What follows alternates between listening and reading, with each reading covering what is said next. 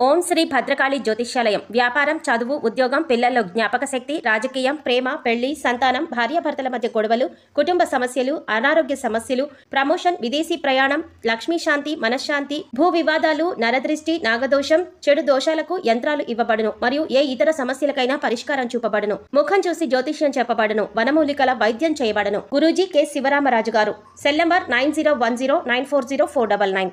ఓం శ్రీ మాత్రే నమః. ఛానల్లోకి స్వాగతం అండి. ఆగస్టు 4వ తారీఖు అమావాస్య ఆదివారంతో కలిసి వచ్చింది.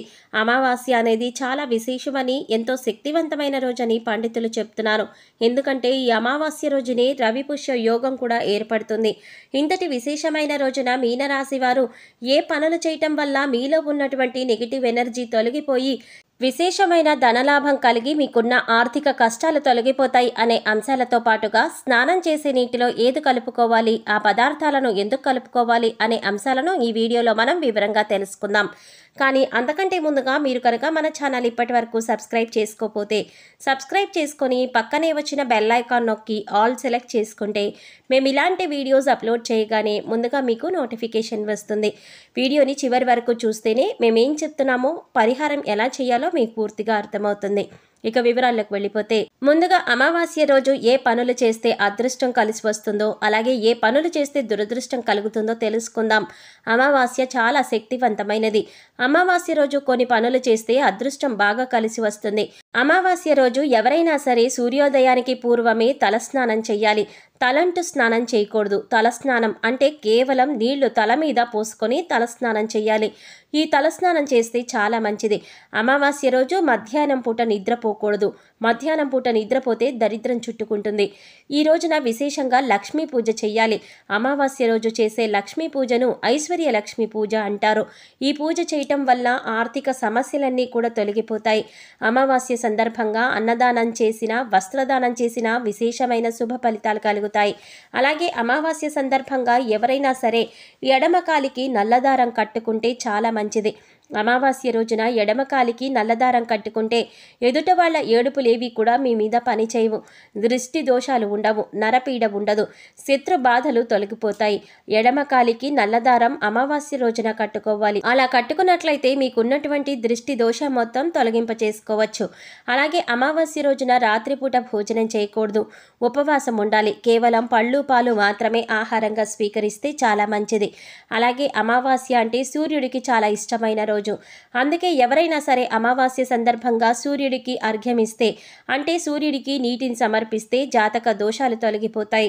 అంటే రాగి చెంబులో నీళ్లు తీసుకొని ఆ నీళ్లలో ఎర్ర పుష్పము, చిటికెడు కుంకుమ పువ్వు, కొద్దిగా గంధం కలిపి తూర్పు వైపు తిరిగి ఓం సవిత్రే నమః అని 12 సార్లు జపించి సూర్యభగవానుడికి అర్ఘ్యమిచ్చినట్లయితే విశేషమైన ఫలితాలు కలుగుతాయి. అమావాస్య సూర్యనారాయణ మూర్తి పుట్టినరోజు కాబట్టి సూర్యుడి అనుగ్రహం వల్ల సకల శుభాలు కలుగుతాయి. అలాగే పితృదోషాలు, పితృశాపాలు తొలగిపోతాయి. అమావాస్య రోజు ఒక ప్రత్యేకమైన విధి విధానాన్ని పాటించాలి. మీకు దగ్గరలో రావి చెట్టు ఉన్నట్లయితే రావి చెట్టు దగ్గరకు వెళ్ళి రావి చెట్టు మొదటలో ఆవాల నూనె అంటే మస్టర్డ్ ఆయిల్ ప్రమిదలో పోసి 8 ఒత్తులు విడివిడిగా వేసి దీపాలు వెలిగించాలి. అమావాస్య రోజు ఎవరైతే రావి చెట్టు దగ్గర ఆవాల నూనెతో దీపం పెడతారో వాళ్లకున్నటువంటి పితృదోషాలు, పితృశాపాలు తొలగిపోతాయి. అలాగే అమావాస్య సందర్భంగా నవధాన్యాలకు సంబంధించిన ఒక ప్రత్యేకమైన పరిహారం పాటిస్తే లక్ష్మీ కటాక్షం చాలా సులభంగా కలుగుతుంది. నవధాన్యాలు అమావాస్య రోజున నానబెట్టి వాటిని లక్ష్మీదేవికి నైవేద్యంగా సమర్పించాలి. ఆ తర్వాత ఆ నవధాన్యాలు ఎక్కడైనా పరిశుభ్రమైన ప్రదేశంలో చల్లాలి.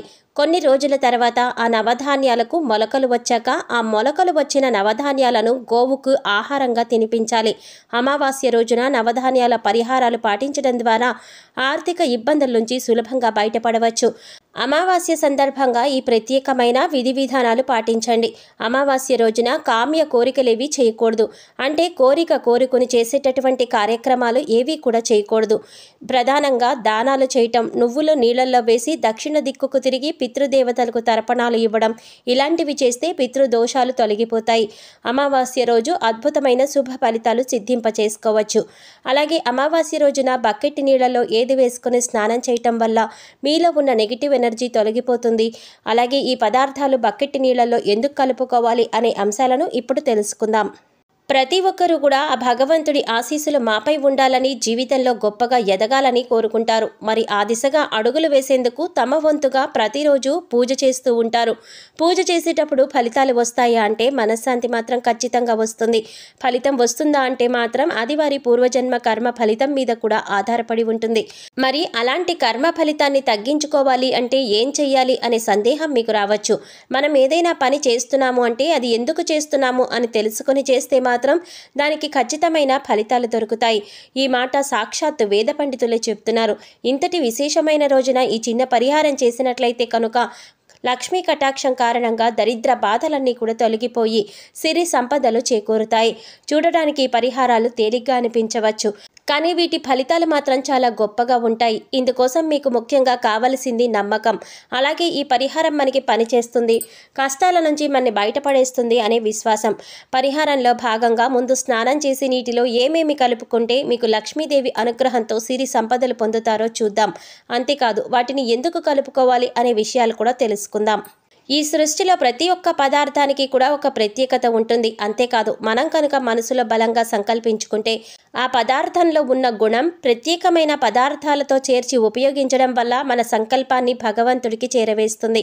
కానీ ఈ పరిహారం తేలిగ్గా ఉన్నాయి కదా చేసేద్దామని చేయటం కాదు, మనస్ఫూర్తిగా నమ్మి చేయాలి. అప్పుడే మీకు సత్ఫలితాలు వస్తాయి. ఇక ఇంతటి విశేషమైన అమావాస్య రోజున ఈ రాశివారు ఉదయాన్నే నిద్రలేచి చక్కగా స్నానం చేయండి. అలాగే స్నానం చేసే నీటిలో ఒక తమలపాకు, కొద్దిగా రాళ్ల ఉప్పు, అలాగే 2 హారతి కర్పూరం బిళ్ళలను పొడి చేసి వేసుకుని ఇవన్నీ నీళ్ళల్లో కలుపుకొని స్నానం చేయాలి. ఈ నీళ్లతో పిల్లలు ఇంకా పెద్దవాళ్ళు కూడా స్నానం చేయవచ్చు. తమలపాకులు అంటే శుభ సూచకం, అలాగే భగవంతుడికి ఎంతో ఇష్టం. అంతేకాదు ఈ పదార్థాలన్నీ కూడా మీలో పాజిటివ్ ఎనర్జీని పెంచుతాయి, మీ చుట్టూ ఉన్న నెగిటివ్ ఎనర్జీ తీసేస్తాయి. ఈ పదార్థాలు నీళ్ళల్లో కలిపి స్నానం చేయటం వలన భగవంతుడి అనుగ్రహం పొందుతారు. బకెట్ నీటిలో ఒక తమలపాకు వేసి అరగంట తర్వాత స్నానం చేస్తే శరీరానికి మరింత స్వచ్ఛత లభిస్తుంది. ఒంట్లో ఉండే నెగిటివ్ ఎనర్జీ అంతా కూడా తొలగిపోతుంది. ఇక రెండవ పదార్థం మనం నీళ్ళల్లో కలిపినది రాళ్ల ఉప్పు. ఈ రాళ్ల ఉప్పు నీళ్ళల్లో కలపడం వల్ల మనలో ఉన్నటువంటి నకారాత్మక శక్తి అనేది తొలగిపోతుంది, అంటే నెగిటివ్ ఎనర్జీ. వాస్తవానికి చెప్పాలంటే మనకి తెలియకుండానే మన మీద ఒక రకమైనటువంటి నకారాత్మక శక్తి పనిచేస్తూ ఉంటుంది. ఇక ఇలాంటి నకారాత్మక శక్తి ఉన్నప్పుడు మనం చేసే పనులలో ఆటంకాలు రావడం, అలాగే ఆర్థికంగా కుంగిపోవడం ఇలాంటివన్నీ మనం చూస్తూ ఉంటాం. ఇక ఈ నకారాత్మక శక్తి నుంచి బయటపడటానికి చిన్న చిన్న పరిహారాలు చేసుకుంటే సరిపోతుంది. దాన్ని తొలగించడానికి రాళ్ల ఉప్పు మనకెంతగానో సహాయపడుతుంది. ఇక మూడవ పదార్థం మనం నీళ్ళల్లో కలిపినది కర్పూరం బిళ్ళలు. ఇలా 2 కర్పూరం బిళ్ళలు పొడి చేసి నీళ్ళల్లో కలపడం వలన మనలో దైవభావం పెంపొందుతుంది. దీని నుంచి వచ్చే సువాసన మనలో ఉన్న చెడు ఆలోచనలను తొలగించి ఆధ్యాత్మికం వైపు మనల్ని నడిపిస్తుంది. సో చూశారు కదండి, ఆగస్టు 4వ తారీఖు ఆదివారం అమావాస్యతో కలిసి వచ్చింది. అలాగే అదే రోజున రవి పుష్య యోగం కూడా ఏర్పడుతుంది. ఇంతటి విశేషమైన రోజున ఈ రాశివారు ఏ చిన్న పరిహారం చేయటం వల్ల వారి జీవితంలో ఉండే కష్ట నష్టాలన్నీ తొలగిపోతాయి అనే అంశాలతో పాటుగా అమావాస్య రోజున స్నానం చేసే బకెట్ నీటిలో ఏది కలుపుకొని స్నానం చేయటం వల్ల నెగిటివ్ ఎనర్జీ తొలగిపోయి ఆర్థికంగా అభివృద్ధి చెందుతారు అనే అంశాలను ఈ వీడియోలో మనం వివరంగా తెలుసుకున్నాం కదా. ఈ వీడియో మీకు నచ్చినట్లయితే లైక్ చేసి మీ ఫ్రెండ్స్ అండ్ ఫ్యామిలీ మెంబర్స్లో మీనరాశి వారు ఎవరైనా ఉంటే వారితో మర్చిపోకుండా ఈ వీడియోని షేర్ చేసుకోండి. అలాగే ఇప్పటి వరకు మన ఛానల్ కనుక సబ్స్క్రైబ్ చేసుకోకపోతే సబ్స్క్రైబ్ చేసుకొని పక్కనే వచ్చిన బెల్ ఐకాన్ నొక్కి ఆల్ సెలెక్ట్ చేసుకుంటే మేము ఇలాంటి వీడియోస్ అప్లోడ్ చేయగానే ముందుగా మీకు నోటిఫికేషన్ వస్తుంది. మరో చక్కటి వీడియోతో మళ్ళీ కలుద్దామండి. ఓం శ్రీమాత్రే నమః.